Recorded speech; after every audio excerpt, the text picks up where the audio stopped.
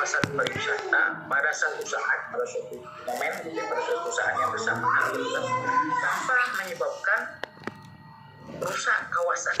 Jadi tidak menyebabkan kerusakan pada kawasan, ya, yang sifatnya merusak. Pengertiannya itu merusak alam, ya, berarti merusak flora dan fauna, dan kemudian merusak pula konsep-konsep budaya lokal, kira-kira begitu ya.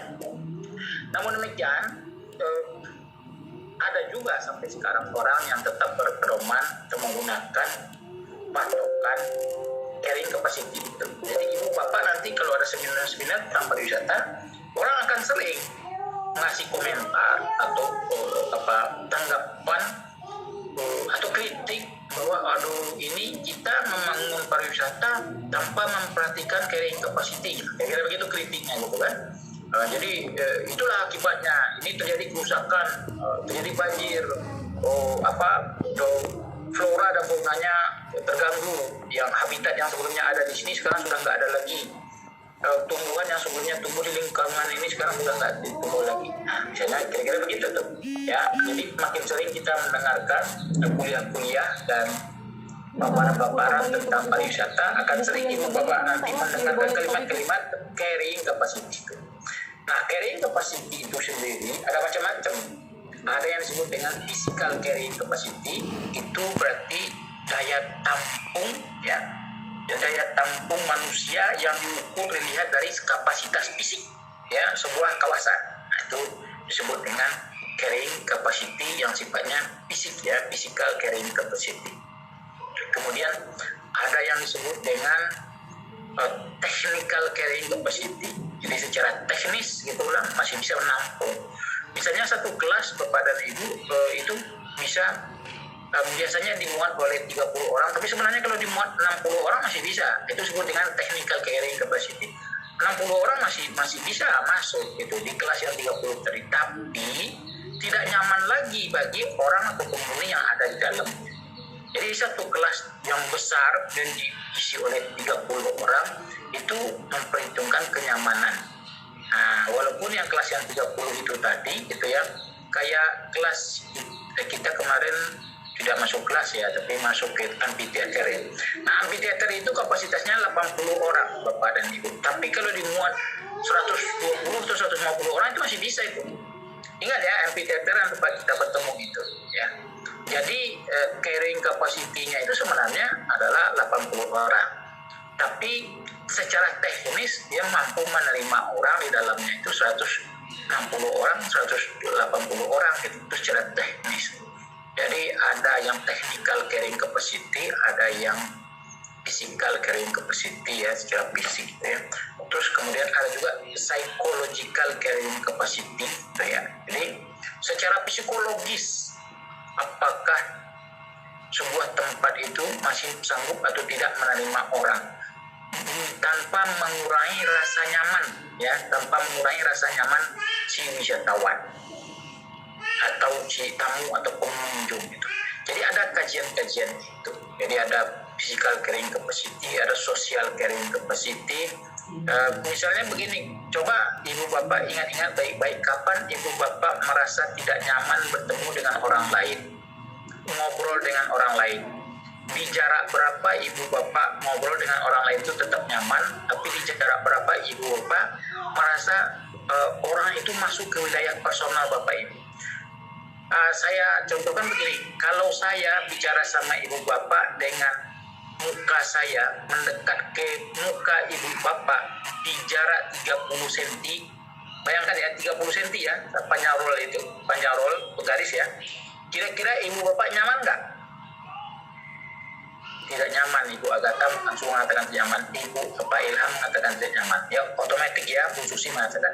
Kenapa itu terjadi? Itu sebabnya karena secara sosial ya kita sudah automatically ya kan, dan secara psikologis juga merasa bahwa wilayah privasi kita sudah dimasuki oleh orang lain. Nah, itu tuh ya. Nah, jadi walaupun sebenarnya kalau kita duduk di mobil, di angkot misalnya gitu kan berdekat-dekatan sama orangnya, tapi kita ngomong tidak pernah berhadapan sama orang itu, kita menyamping saja, kira-kira begitu begitu ya.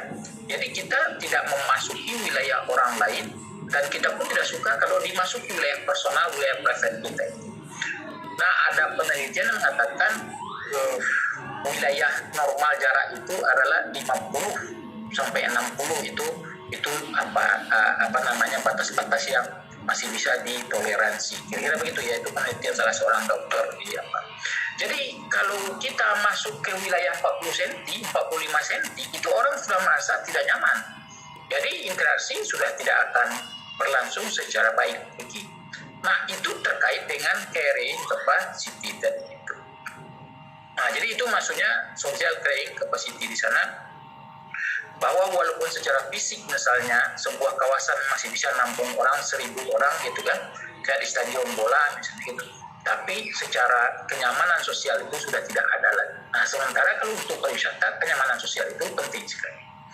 Jadi ini saya sebagai ilustrasi saja, tidak sedang mengkuliahkan secara khusus tentang konsep carrying capacity, tapi sebagai contoh lah misalnya dari sumber WTO itu, misalnya untuk taman hutan itu kapasitasnya itu adalah 0 sampai 15 orang pengunjung ya per hari per hektar, itu taman hutan gitu ya. Jadi kalau umpamanya dia 10 hektar luasnya, berarti luasannya 10 hektar, berarti jumlah pengunjungnya hanya 150 yang diizinkan gitu ya. Yang dinilai tidak akan mengganggu batas-batas carrying capacity itu tadi, tidak akan merusak lingkungan, tidak pula akan menimbulkan persoalan-persoalan sosial budaya. Kemudian yang wisata alam kawasan pedesaan misalnya itu 15 sampai 17 pengunjung per hari per hektar gitu ya. Jadi per hektarnya. Jadi kalau desa wisata misalnya dengan luasan 10 hektar, katakanlah begitu ya desa wisata, tapi desa wisata pasti lebih lah ya 10 hektar ya. Kampus kita itu aja itu lebih 11 hektar ya. Dia semua total 22 hektar, tapi kemudian bersengketa dan hilang sebesar separohnya ya. Jadi kalau desa wisata saya kira ya bisa 20 atau 30 hektar gitu. Nah, tinggal dikalikan aja. Kalau ambil jumlah terbanyak berarti kan sekitar 500 orang gitu ya. Kemudian area piknik dengan kepadatan tinggi misalnya kan itu 300 sampai 600 pengunjung per hari per hektar. Kemudian area piknik dengan kepadatan rendah itu 60 sampai 600 pengunjung per hari per hektar. Kemudian area olahraga itu maksimal 200 pengunjung per hari per hektar. Kemudian lapangan golf itu 10 sampai 15 pengunjung per hari per hektar. Kemudian aktivitas di air misalnya memancing, berlayar, speedboat itu ski air itu 5 sampai 30, kemudian ada 5 sampai 10, kemudian ada 5 sampai 15. Kemudian untuk kawasan yang digunakan untuk melakukan jalan ya ada 2 macam itu, trekking, hiking kan, atau horse riding. Kalau untuk hiking itu 40 orang per hari per kilometernya. Jadi untuk setiap 1 kilometer itu diisi hanya maksimal 40 orang. Kalau lebih dari itu sudah melampaui batas-batas. Kemudian kalau untuk horse riding gitu ya, untuk bawa kuda, berkuda itu 25 sampai 80 orang per hari per kilometernya.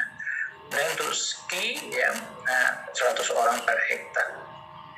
Ini kira-kira ya ilustrasinya. Detailnya nanti bisa dicari, bisa di googling gitu kan, bagaimana cara menghitung. Banyak sih cara-cara menghitung untuk menemukan berapa sih sebuah kawasan itu layaknya menerima jumlah orang per hari, per jam gitu kan. Itu sebetulnya ada formula-formulanya yang nanti bisa kita sharekan ke ibu bapak.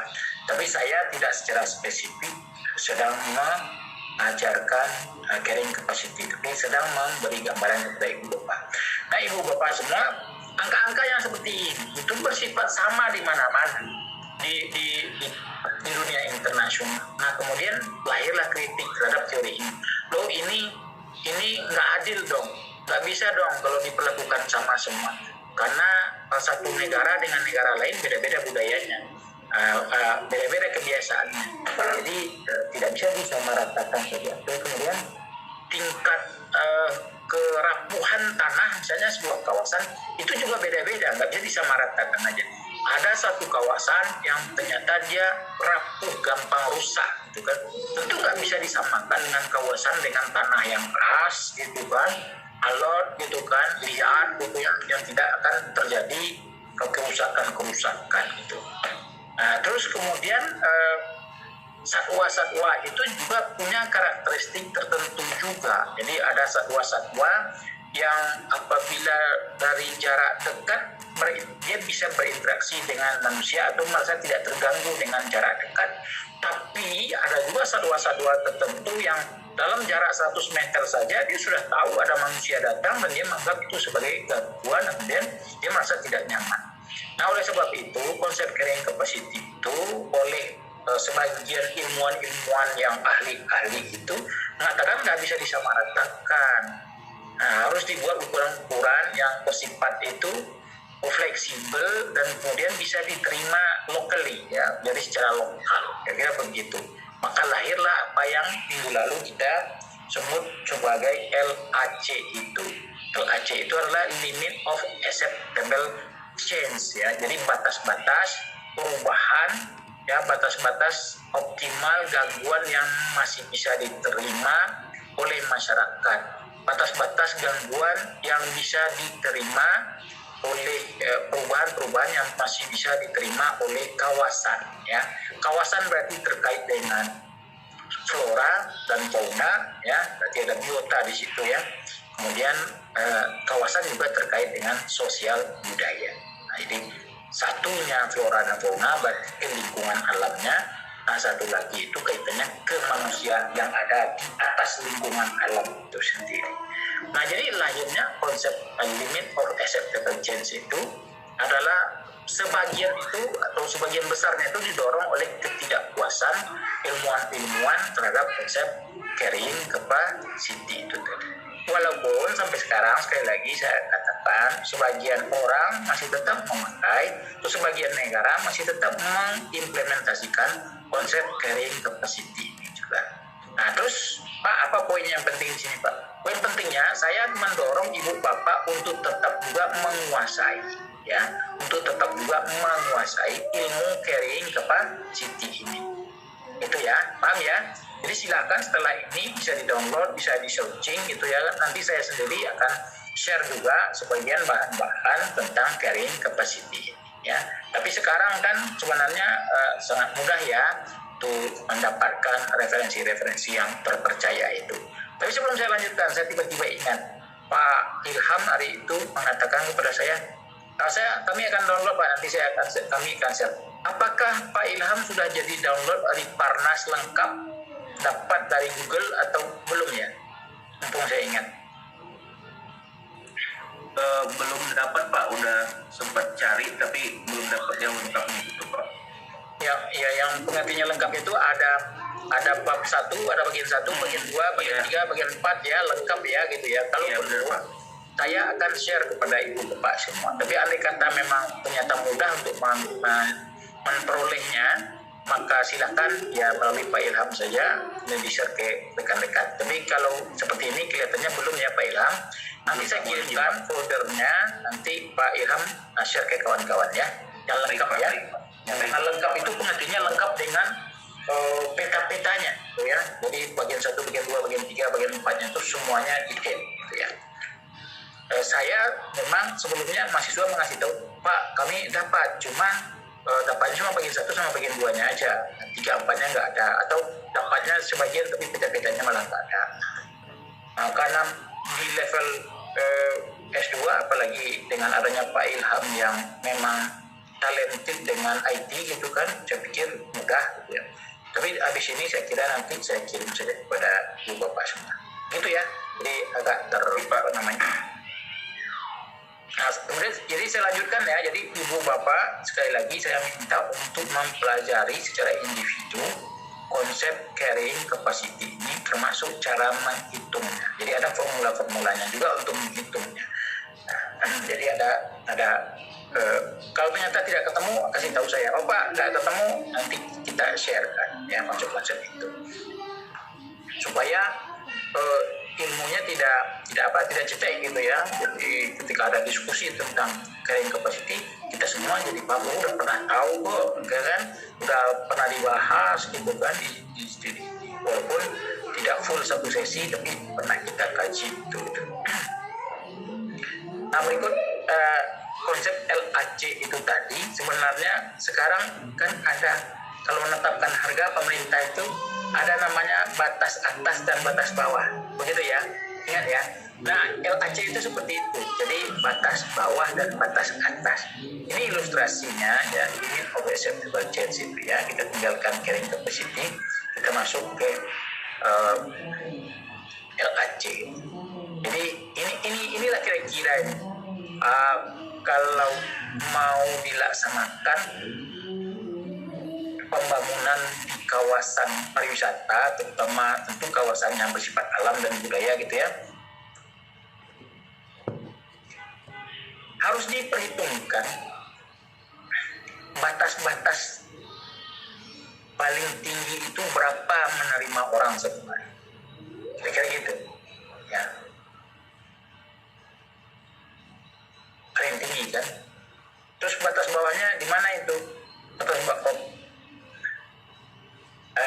Batasnya itu ada yang disebut dengan upper, ada lower ya. Nah, jadi ada uppernya, ada lower. Nah, ini yang disebut dengan limit of acceptable change itu. Jadi misalnya dibuatlah jumlah orang yang bisa kita terima satu hari itu adalah antara 150 sampai dengan 200 gitu. Jadi jangan lebih dari itu gitu. Ya kira gitu tuh ya. Jadi kalau terima 150 sebenarnya sudah sampai di batas optimal gitu. Tapi maksimalnya yang bisa diterima itu adalah 200 gitu. Jadi jangan sampai melewati batas 200 itu tadi. Kira-kira. Terus kemudian itu kan dari sisi jumlah orang gitu ya, dari sisi jumlah orang. Yang kedua bisa juga dari sisi, jadi dulu ini kan ada seperti kurva ya, jadi kurvanya itu inilah paling bawahnya nampak di bawah, kemudian naik di atas. Jadi memang tidak sama gitu, tidak tidak mesti lurus, garis lurus dari kiri ke kanan, tidak begitu. Tapi ini kan masih di dalam range-nya ya. Jadi ada batas atas dan batas bawah. Nah, selama pergerakannya itu di dalam lingkup batas atas dan batas bawah, itu tidak persoalan. Terkait dengan apa saja? Satu, terkait dengan jumlah orang yang bisa diterima ya pada satu waktu ya di sebuah kunjungan. Kemudian terkait juga dengan jumlah yang bangunan yang bisa diterima untuk satu kawasan gitu. Misalnya berapa hotel, berapa kapasitas tampung sebuah kawasan. Kalau umpamanya dibangun di Parapat itu, misalnya 500 hotel masing-masingnya dengan kapasitas 100 kamar misalnya. Itu kan 500 kali 100 itu jumlahnya berapa ya? 50.000 kamar ya, kira-kira begitu kan. Nah 50.000 kamar itu apabila dia sudah lewat, sebenarnya dihitung-hitung itu dari limit of acceptable change, yaitu batas atas, maka itu nanti akan menimbulkan persoalan lingkungan itu. Pertama, mungkin kualitas air menurun, air akan susah didapatkan gitu ya. Terus kemudian kedua, jarak antara satu bangunan dengan bangunan lain itu sudah terlalu dekat. Kemudian konsep 30% vegetasi sudah tidak bisa lagi didapatkan.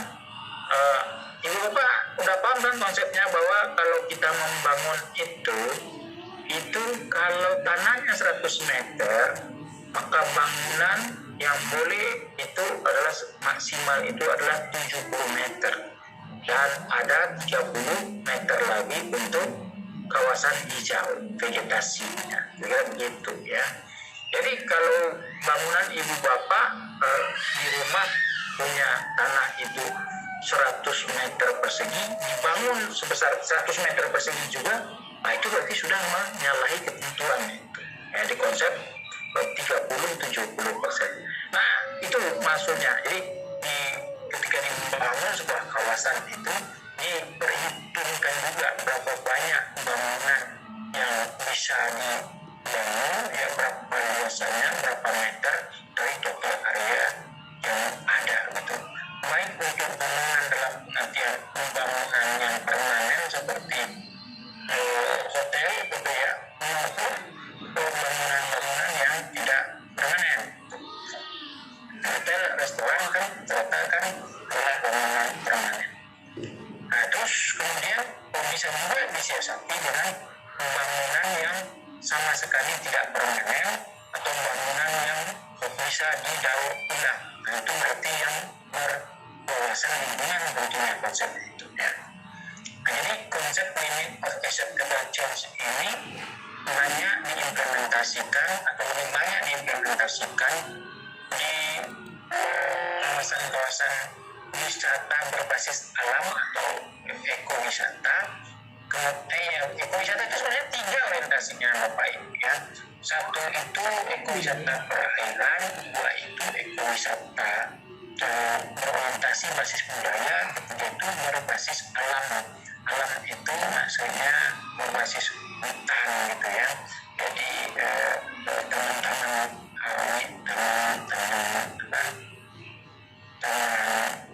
gunung besar misalnya gitu ya, taman wisata apa yang di Singolangit itu apa namanya, Tabura ya, mungkin barisan ya seperti itu ya, apa gitu ya, atau basisnya seperti itu. Jadi ada hitungan-hitungan. Nah, jadi model-model ini yang sering dipakai di kawasan-kawasan yang akan dibangun ya, bisa taman nasional misalnya, kemudian di tempat-tempat seperti adanya konservasi budaya dibangun misalnya gitu ya, itu kan konsep tuh budayanya. Atau bisa juga seperti di kawasan Taman Mama gitu, atau bisa juga di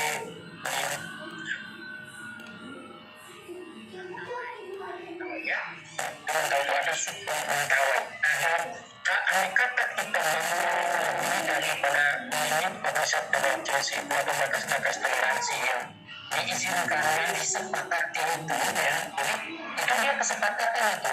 Kesepakatan itu adalah yang membuatnya itu adalah pakar pariwisata, kemudian pakar budaya, pakar kehutanan, kemudian pakar ilmu sosial bergabung yang bersama-sama melakukan fokus group discussion dan disepakati ya batas-batas itu. Nah, itu kira-kiranya itu secara singkat dan sederhana untuk bisa menjelaskan limit of acceptable change itu tadinya.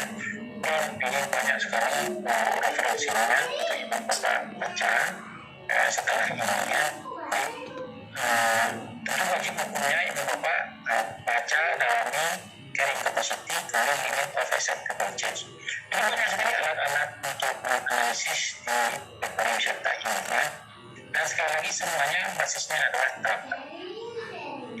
Baik Bapak dan Ibu, selanjutnya kita lanjut ke tahap yang keempat dari step-step perencanaan pengembangan pariwisata ya. Kan step ketiga masih ingat ya kemarin tuh ya. Step ketiga itu saya ke belakang lagi ya. Di step ketiga kemarin itu ya sintesis dan visioning ya. Jadi kemudian kita membuat visi ya, suatu gambaran yang kita inginkan terwujud, suatu gambaran yang menantang yang kita ingin wujudkan masa depannya. Nah, ini step yang keempat, goal setting, strategy selection, dan objective setting ya. Jadi di tahap keempat itu ada 3 jenis kegiatan. Satu, melakukan definition of tourism goal ya. Itu globalnya sebenarnya dia tetap aja berorientasi ke masa depan. Goals itu diterjemahkan dalam bahasa Indonesia lebih kurang itu tujuan gitu. Kalau visi itu adalah gambaran di masa depan ya, yang ingin kita wujudkan, gambaran yang menantang itu secara keseluruhan. Tapi jaraknya itu biasanya itu 20-25 tahun gitu. Kalau tujuan, nah tujuan itu biasanya ya 5 tahun. Jadi apa yang akan kita ingin capai dalam 5 tahun mendatang. Misalnya peningkatan perjalanan wisatawan, jadinya atau apa meningkatnya pembelanjaan wisatawan, itu itu adalah tujuan. Terus kalau sasarannya seperti apa? Kalau sasarannya sudah mencantumkan angka, namanya jumlah kunjungan 5 tahun mendatang itu diproyeksikan misalnya untuk Sumatera Utara itu 1.500.000 nah itu dia sudah berubah menjadi objektif di situ atau sasarannya. Nah untuk sasaran itu saya ulang kembali kriterianya mengandung konsep SMART ya. SMART ini saya ulang berkali-kali. S yang pertama itu spesifik, M yang kedua itu makin nggak bisa, jadi udah nggak bisa ya. Yang ketiga itu adalah achievable ya, bisa dicapai coba cari sekarang. R berikutnya itu reasonable ya, masuk akal yang tercapai gitu. Yang punya ada time bound, ada batas waktu begitu. Jadi itu yang harus dibuat itu ya, atau outcome. Ini ada map of other visual presentation of alternative strategy. Jadi di poin ke-4B itu kita mengidentifikasi strategi-strategi yang mungkin ya yang bisa kemudian diterapkan. Jadi ada beberapa pilihan gitu strategi gitu ya untuk mencapai tujuan. Nah sekali lagi tujuan pengembangan wisata itu Bapak dan Ibu bukan untuk untuk meningkatkan wisatawan itu nggak begitu. Tujuan akhirnya sebenarnya kan tetap adalah mensejahterakan masyarakat. Jadi kalau ada cara lain, jadi sekali lagi saya mengingatkan bahwa pariwisata bukan tujuan, pariwisata adalah alat, ya, alat untuk mensejahterakan masyarakat, alat untuk mendistribusikan pekerjaan dan pendapatan, ya. Jadi bukan tujuan yang merupakan alat. Nah, tapi walaupun dia sebagai alat, tentu di dalam prosesnya kita tidak bisa mensejahterakan masyarakat kalau tidak ada wisatawan yang datang. Kita tidak bisa mensejahterakan masyarakat kalau wisatawan datang tapi tidak tinggal lama. Kan? Kita kemudian dalam proses tersebut kita tidak bisa mampu juga mensejahterakan masyarakat kalau wisatawan tidak belanja. Betul kan? Datang dia seminggu stay ya kan, tapi tidak membelanjakan uang, kan berarti tak mampu juga kita mensejahterakan masyarakat. Itu problem-problemnya yang ketika kita menyusun perencanaan itu target atau tujuan meningkatkan jumlah kunjungan, meningkatkan jumlah tinggal, meningkatkan jumlah pembelanjaan kita cantumkan sebagai tujuan sementara, begitu, tapi bukan tujuan akhir. Karena tujuan akhir sebenarnya adalah mensejahterakan masyarakat. Nah ini kita nyatakan sedemikian upaya ini strateginya seperti apa, kemudian kenapa ya kita tidak rasional untuk memilih strategi-strategi yang diambil itu. Misalnya strateginya adalah menggalakkan pariwisata internasional gitu ya. Strateginya harus ada rasionalnya. Kenapa kok memilih pariwisata internasional? Kenapa kok tidak justru tidak menggalakkan pariwisata domestik? Misalnya begitu, gitu kan? Kan menggalakkan pariwisata domestik kan salah satu dari strategi juga. Tapi kenapa kok kita memilih pariwisata internasional? Misalnya gitu ya. Jadi ada rasional dan argumentasi atau justifikasi gitu. Nah kemudian ini definition of tourism objektif yang tadi saya sudah jelaskan, statement of tourism objektif ya, ada detail tentang sasaran itu tadi. Ini tahap 4 yang dulu Pak, jadi tidak sulit ya. Berikutnya ada plan development. Jadi tadi itu plannya belum dijelaskan, sekarang harus dideskripsikan ya, programnya apa, aktivitasnya apa, terus siapa yang bertanggung jawab prosesnya itu, siapa yang melakukan apa, kemudian pendanaannya seperti apa. Nah hasil proses dari tahap yang kelima itu description of program activities role and funding itu akan berbentuk lembaran kertas yang berisi list of program and activities dan daftar dari programnya apa saja, aktivitasnya apa saja. Kemudian description of government and private sector roles and responsibilities. Di sana biasanya berbentuk tabel ya. Itu yang menjelaskan apa aja peran pemerintah, kemudian ada peran swasta dan siapa yang bertanggung jawab untuk mensukseskan program tersebut. Misalnya kalau di pariwisata itu pembangunan katakanlah meningkatkan akses ke dalam kota. Programnya adalah membangun jalan tol, gitu kan? Itu siapa yang tanggung jawabnya? Kan bukan dinas pariwisata, tapi PU ya, PUPR ya. Itu jadi yang tanggung jawab di situ kalau ada PU, misalnya gitu. Sama Kementerian Perhubungan, misalnya gitu. Harus jelaskan. Kemudian funding requirement and resources gitu ya. Jadi berapa dananya mestinya dicantumkan sejak awal yang bersifatnya itu dana indikatif, jadi bukan dana yang sudah real tapi masih menunjukkan indikasinya. Kemudian description of specific development project and marketing initiative ya. Apa saja ya rangka pemasaran yang akan dilakukan. Terus kemudian ditambahkan dengan jadwalnya itu. Jadi kalau dibuat rencana 5 tahun itu, tahun pertama itu melakukan apa-apa saja, gitu ya. Ada timetable-nya itu ya, mencantumkan itu ya. Jadi schedule and timetable. Kemudian setelah selesai ya udah dikompilasi kira-kira begitu. Kemudian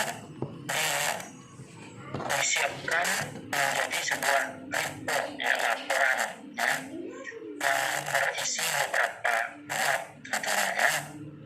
Jadi ada pandangannya, nanti kita akan contohkan yang adanya.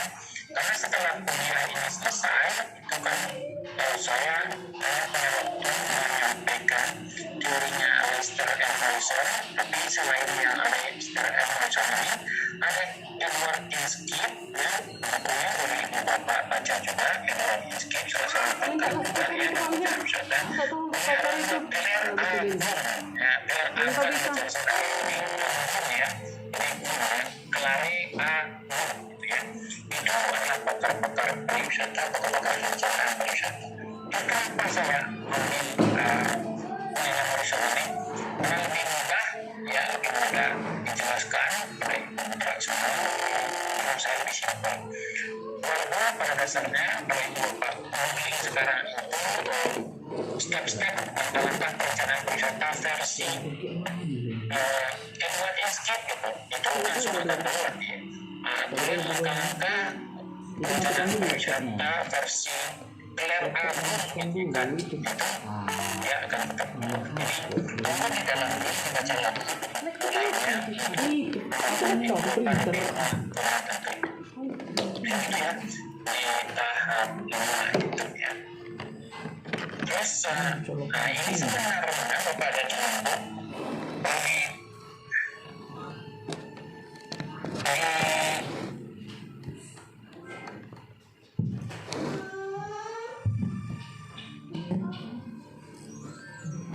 plan implementation.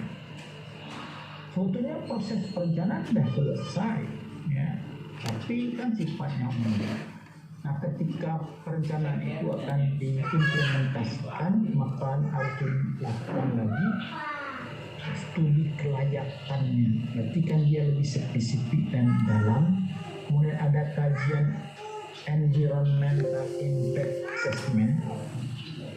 Itu kalau kita terjemahkan dalam bahasa Indonesia lebih kurang itu namanya AMDAL ya, analisa mengenai dampak itu. Kemudian ada marketing plans ya. Kemudian ada new organizational structure in places. Jadi struktur organisasi yang akan melaksanakan daripada rencana yang sudah dibuat itu ya. Kemudian ada penerapan rencana, new development. Kemudian ada new hospitality resource dan community. Akan ada lagi sumber-sumber daya hospitality yang baru.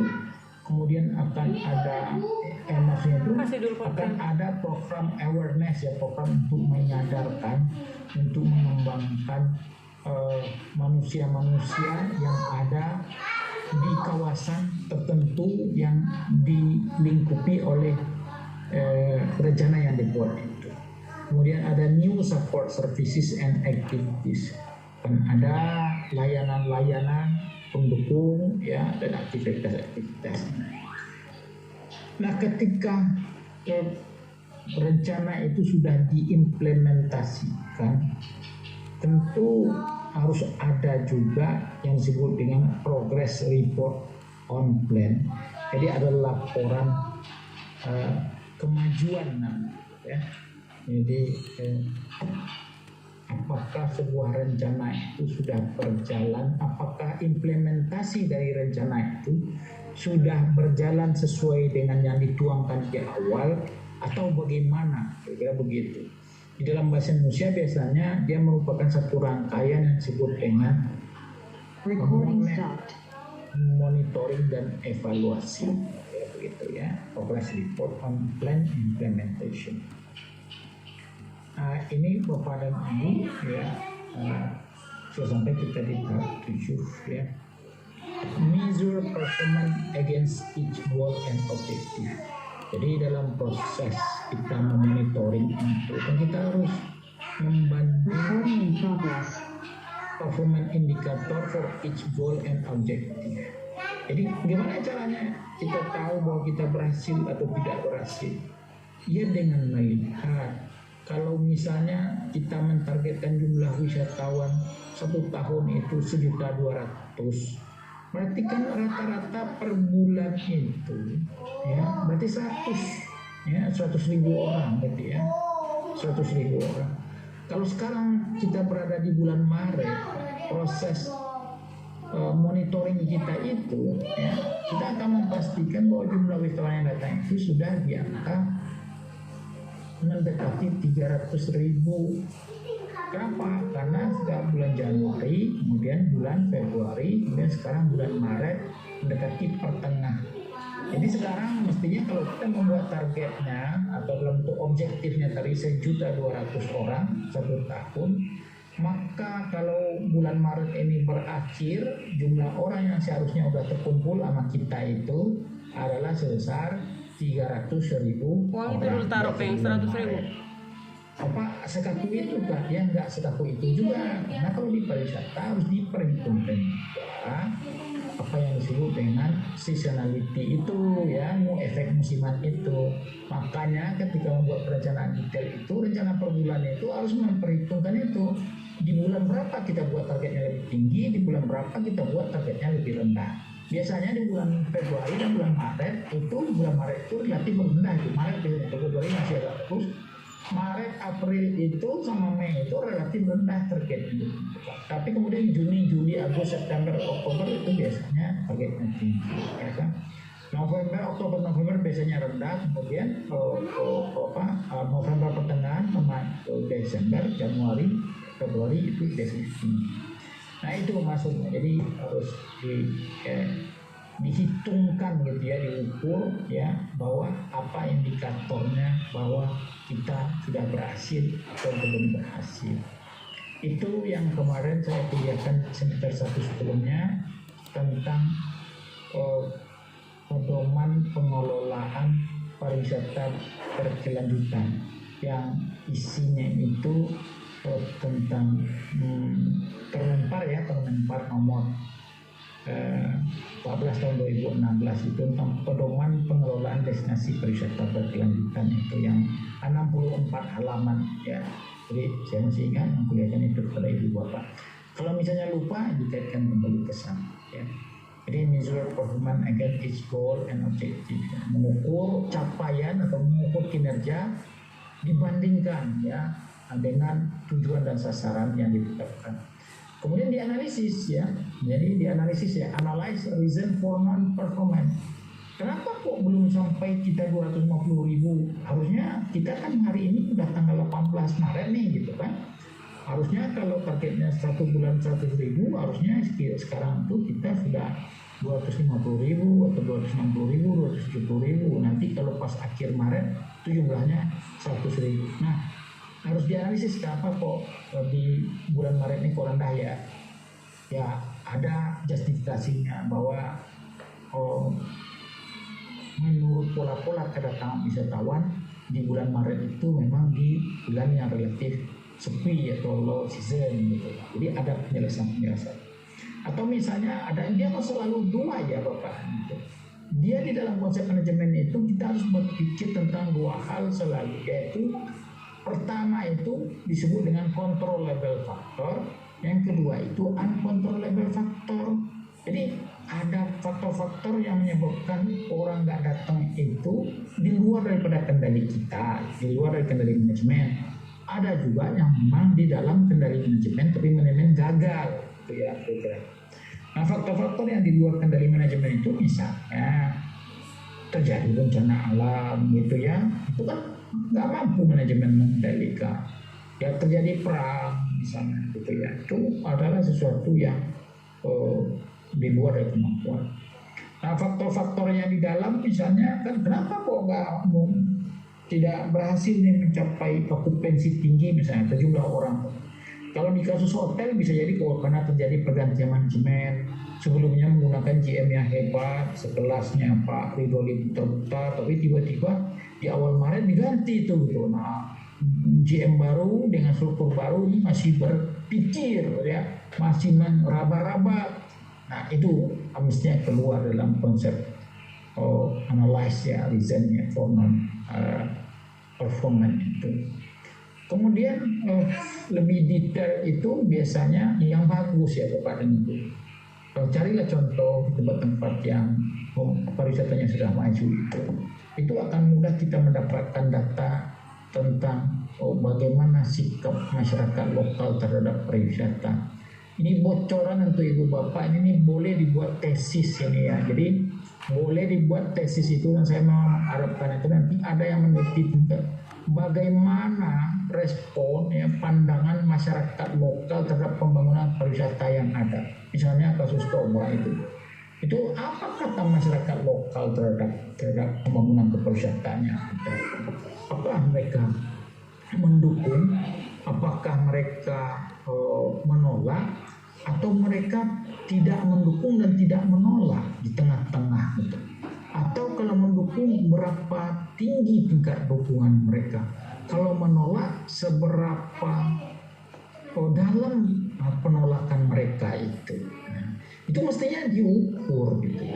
Nah di kita ini belum ya, jadi susah mencarinya. Nah saya harap juga nanti memang ada yang akan meneliti ini gitu ya, local resident attitude survey itu. Jadi sikap ya atau perilaku survei terhadap perilaku masyarakat lokal terhadap pembangunan kepariwisataan. Kemudian ada juga tourism business operator survey ya. Jadi survei yang dilakukan oleh tour operator ya untuk melihat seberapa bagus prospek pengembangan pariwisata ke depan.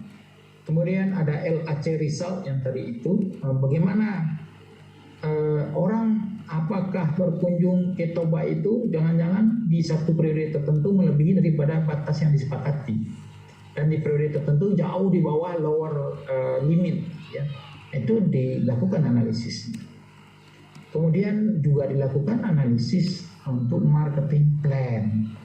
Apakah rencana-rencana itu diimplementasikan, kemudian apakah dia berhasil baik mencapai tujuan atau tidak, apakah respon pasar itu positif atau negatif terhadap langkah-langkah step aktivitas promosi yang kita lakukan. Nah baru yang ketujuh itu prepare recommendation for future tourism process ya, menyiapkan rekomendasi untuk memperbaiki keadaan ya yang non performance itu tadi, yang gagal dilakukannya misalnya. Jadi intinya suggestion for future tourism planning process. Sekira itu Ibu Bapak semua langkah-langkah tahapan dalam menyusun rencana pengembangan atau pembangunan pariwisata ya. Nah, habis sampai di sana. Jadi nggak lama kan? Saya kira ya nggak lama lah ya kan. Jadi kita anggap selesai ya sampai di sini Bapak Ibu semua tentang ilmu terapan ya, bagaimana menyusun langkah-langkah membuat perencanaan pariwisata yang memang berbasis pada kajian-kajian teori-teori dan model-model ya yang bisa diterima. Dan saya ingin juga menambahkan sedikit Ibu Bapak bahwa ketika kita di tahap